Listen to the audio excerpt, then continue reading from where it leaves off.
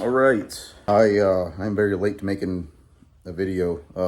I was supposed to start making a video on a new project I'm working on, and I told myself I'm gonna vlog it all, just so because it's something I've never done before, and I wanted to document it, all of it.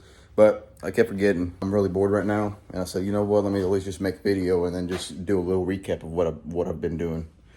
So, pulled the engine out of the little truck that I had gifted my dad for his birthday last year. We haven't really done anything with it. We said we were going to take it to the body shop and have it painted and all fixed up.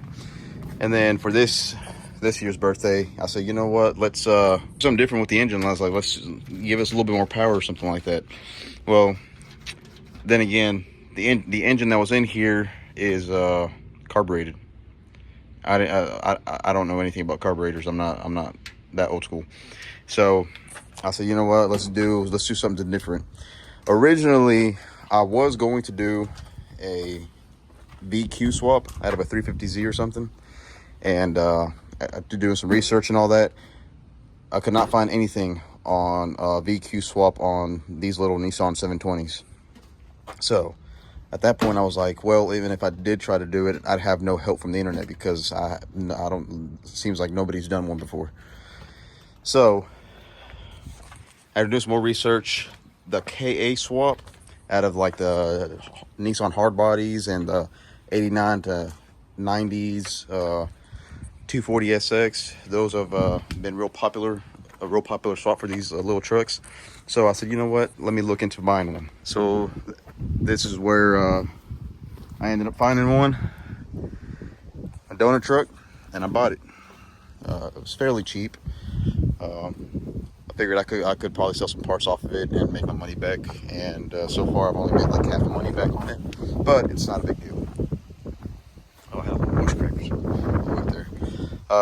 Yeah, pull the engine out, and I want to see if I can add some AC to this thing because to the little 720 because it didn't come with AC.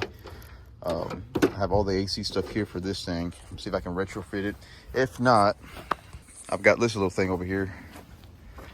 This one did have AC. This is another little parts truck for the other one. If I need to, I'll pull all the AC stuff off of this one and put it in the 720. Because this one came with AC but no power steering.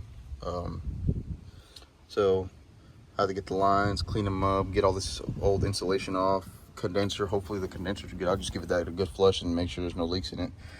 Have to pull the dash off to get the accumulator off, give that a good flush, do all kinds of stuff to it. But I pulled the engine out of this one because I already have the KA ready to put in, but old man wants to get the engine bay painted and all that. I mean, which he wants to paint it a different color, so I can see why he wants to paint it first before we put the engine in. But after thinking about it, I was like, wait, hold on. Well, let me show you the engine. So here's the engine right here. Okay, I did end up going with a 240 intake because I mean it looks better, and it will make the routing of the piping way better for the turbo. I bought an eBay turbo kit for this thing.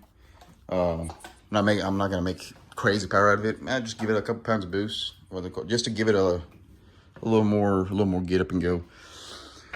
Got the engine ready. I took it all apart, tore it down, resealed it. I checked all the bearings and all that while I was in there, and I mean, I didn't take any rod caps off or anything, but just from feeling them, they felt good. Here is the old powertrain from the 720. Well, I mean, this is a good running powertrain right here. It's carbureted, and I just hate carburetors. I just because I don't know how to work on them. So yeah, there's this. Don't know what I'm gonna do with it. I'll probably just sell it as a complete unit. I'll probably just pull the carburetor off so I can put it on the other parts truck, the 4-wheel drive parts truck. Get that thing running so I can at least use it for a little something to go in the trails and all that. And Here's some of the stuff for the turbo kit. I ended up getting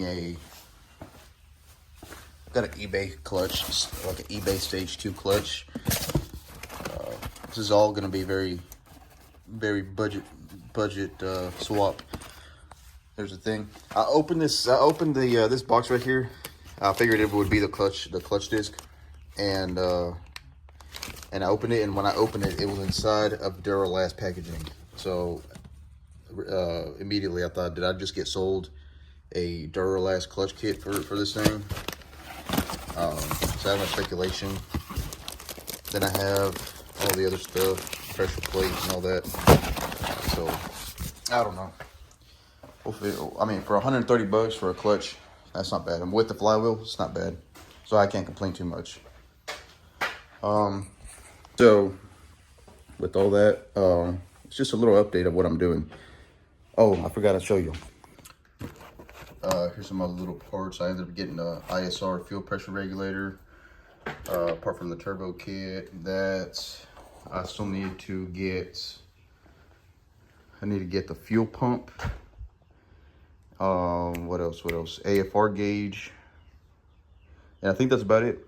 I did end up buying a 240 harness because everybody on the forums are saying get the 240 harness because it is separate from the body harness from the D21s. And I wasn't going to, so I was like, you know what, I'll just pull the harness off of the donor truck. I tried, and within like a few minutes, I was like, I'm getting on eBay. I'm ordering a 240 harness. I was not about to dissect the whole truck just for the harness. So I'm getting that.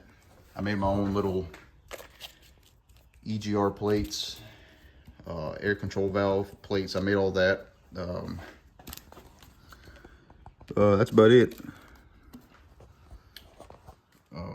But now that I'm thinking about it, I'm going to have to put the engine in just so I can, you know, mock up all the intercooler pipes, because I'm more than likely going to have to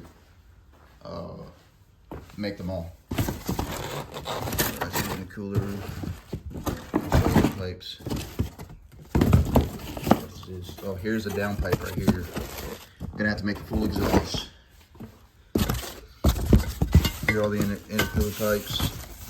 I'm gonna have to make my own make them all and all that probably, but no big deal. But yeah, that's a little update of what I'm doing. I don't know.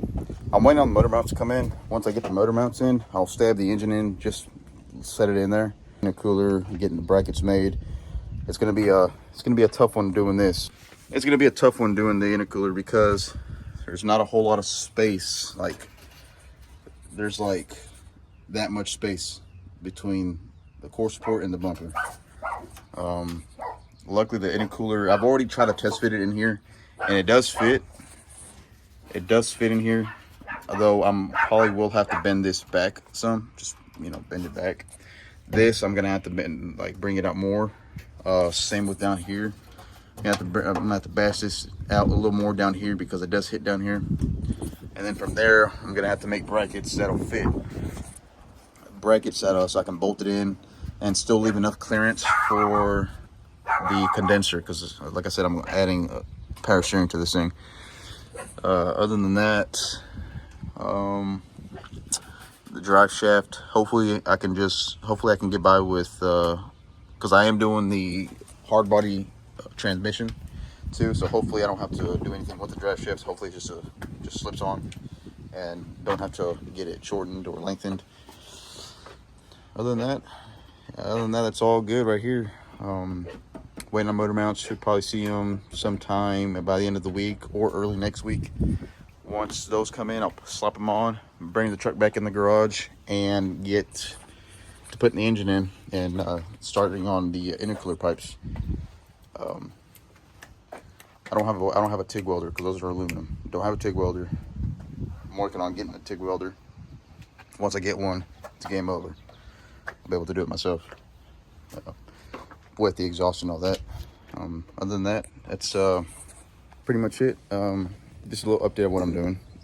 When I get everything else coming in, I'll start videoing, do a little time lapse and all that, and then maybe eventually when we get the truck back from paint, we'll put everything in and get the first startup, see how everything is. So just a little update, wanted to update y'all, and then I'll see y'all later.